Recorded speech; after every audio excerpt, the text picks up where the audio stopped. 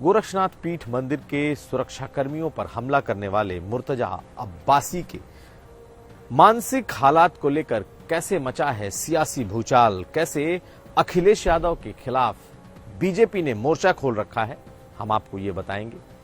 हम आपको ये भी दिखाएंगे कि कहां एक रेप के आरोपी के दोनों पांवों में गोली मारी गई है, और साथ साथ ये भी जान लीजिए कि बुलडोजर इस वक्त कहां कहां चल रहा है। मुकीम काला जो कि बहुत बड़ा अपराधी था, उसके किन संपत्तियों पर यह बुलडोजर चला है, और शरजील इमाम जो कि समाजवादी पार्टी के विधायक के बिगड़े बोल मिले तो आखिर उनके पेट्रोल पंप का क्या हश्र हुआ। नमस्कार, मैं हूं कुमार अभिषेक, आप देख रहे हैं यूपी तक और हम हाजिर हैं अपना न्यूज शो आज का यूपी लेकर। आज सबसे पहले एक तस्वीर सामने आई और वो तस्वीर बरेली के एक पेट्रोल पंप की थी। पता ये चला कि इस पेट्रोल पंप पर जिस पर बुलडोजर चल रहा है ये समाजवादी पार्टी के विधायक शरजील इमाम का है। बुलडोजर चला और पूरे इस पेट्रोल पंप को मटियामेट कर दिया गया, उसे ध्वस्त कर दिया गया। कुछ ही मिनटों में यह पेट्रोल पंप जमींदोज हो गया। कहा यह गया कि अवैध तरीके से बिना नक्शा पास किए हुए इस पेट्रोल पंप को बनाया गया था और इसके मालिक समाजवादी पार्टी के विधायक शरजील इमाम है। लेकिन अगर आप थोड़ा बैकग्राउंड में जाएं तो उनका एक बयान भी आया था और उनका यह बयान था, सीधे सीधे मुख्यमंत्री की तरफ वो बयान इशारा करता था कि अगर मुंह से आवाज निकली तो हमारे बंदूकों से धुआं नहीं गोलियां निकलेंगी। यानी कि एक तरह की सीधी धमकी थी और उस धमकी के बाद यह तस्वीर सामने आई है। कहा तो यह जा रहा है कि इस पेट्रोल पंप का नक्शा नहीं पास था, यह अवैध तरीके से गलत जमीन पर बना था, इसलिए इसे जमींदोज किया गया। लेकिन अब सियासी चर्चा यह भी है कि मुख्यमंत्री के खिलाफ अपशब्द बोलना, मुख्यमंत्री के खिलाफ इस तरीके के बयान देने से यह हालत उपजी है। अब देखना यह है कि क्या सचमुच इस पूरे मामले में जो फैक्ट्स निकल करके आते हैं उसका क्या होता है, क्योंकि अभी तक इस मामले में विधायक की कोई ऐसी प्रतिक्रिया सामने नहीं आई है कि इस घटना के बाद कोई उनका मंतव्य सामने आया हो। लेकिन इस घटना ने विपक्ष को जरूर अंदर से हिला दिया है। कई नेता इस वक्त दहशत में जरूर होंगे क्योंकि बोलना उन्हें कहीं भारी न पड़ जाए। अब अगली खबर, अब दूसरी खबर भी जान लीजिए। शामली के उस इलाके में, कैराना इलाके में भी बुलडोजर चल रहा है और यह बुलडोजर चला है इस बार मुकीम काला के संरक्षकों पर, मुकीम काला के शागिर्दों पर। तकरीबन 6 बीघे की सरकारी जमीन को मुकीम काला के रिश्तेदारों ने, मुकीम काला के परिवार ने अवैध कब्जा कर रखा था। तो आप जान लीजिए ये मुकीम काला है कौन। दरअसल ये मुकीम काला शामली कैराना का सबसे बड़ा अपराधी था। इसकी वजह से कैराना से हिंदुओं का पलायन हुआ था और कई परिवार उस इलाके को छोड़कर चले गए थे।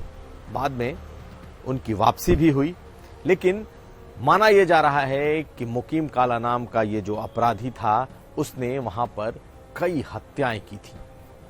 हालांकि बाद में अभी हाल के दिनों में कुछ वक्त पहले चित्रकूट में जेल के भीतर एक एनकाउंटर हुआ और जेल के भीतर एक गैंग वॉर हुआ इनफैक्ट, और उस गैंग वॉर में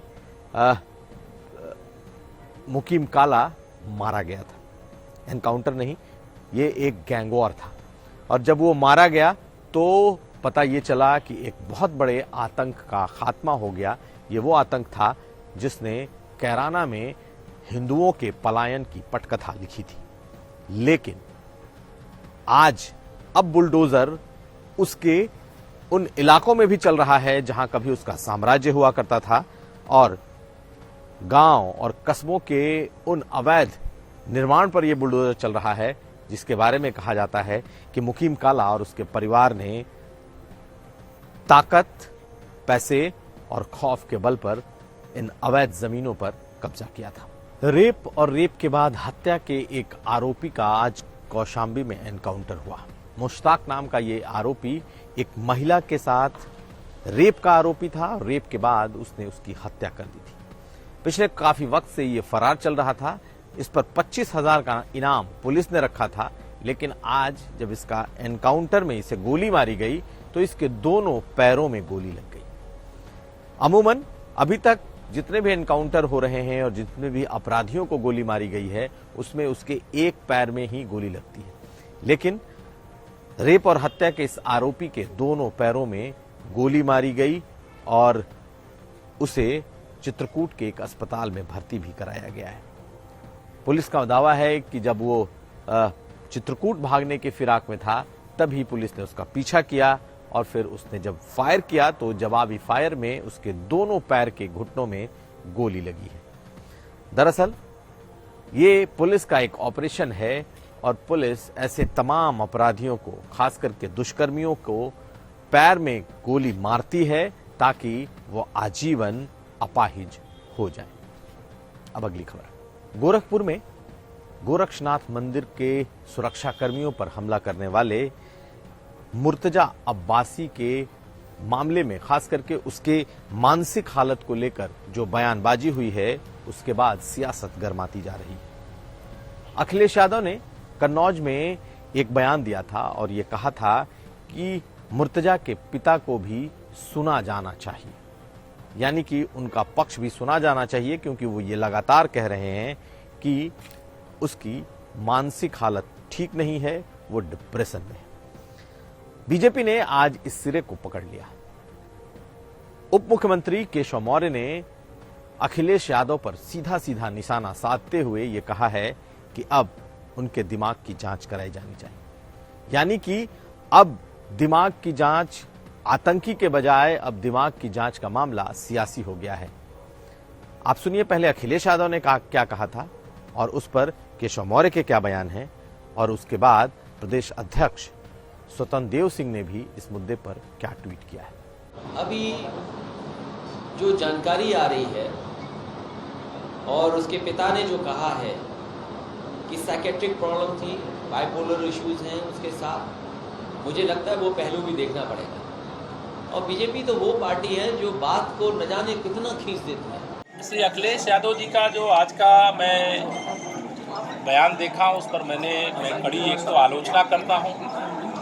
गोरक्षनाथ मंदिर में इतनी गंभीर घटना को अंजाम देने की मानसिकता से आया हुआ व्यक्ति और पुलिस के बहादुर जवानों ने अपनी जान की परवाह किए बगैर उसको पकड़ने का काम करते हैं और उस प्रकरण की बहुत तथ्यात्मक तरीके से जांच की जा रही है। ऐसे समय में श्री अखिलेश यादव जी का समाजवादी पार्टी की ओर से बयान आना यह स्पष्ट करता है कि जो समाजवादी पार्टी के और आतंकियों से जो रिश्तेदारी रही है वह उजागर होता। और जिस प्रकार से वो कहते हैं वो एक मनोरोगी है, तो मैं तो यह मानता हूँ कि आतंकवादी घटनाएं करने वाले मनोरोगी ही होते हैं। अगर उनको मनोरोगी ना हो, उनको पागलपन ना हो, तो आतंकवाद की घटना की जगह अपने परिवार के, अपने प्रदेश के, अपने देश के विकास में लगे। तो ये था आज का यूपी। हम फिर हाजिर होंगे, तब तक आप देखते रहिए यूपी तक।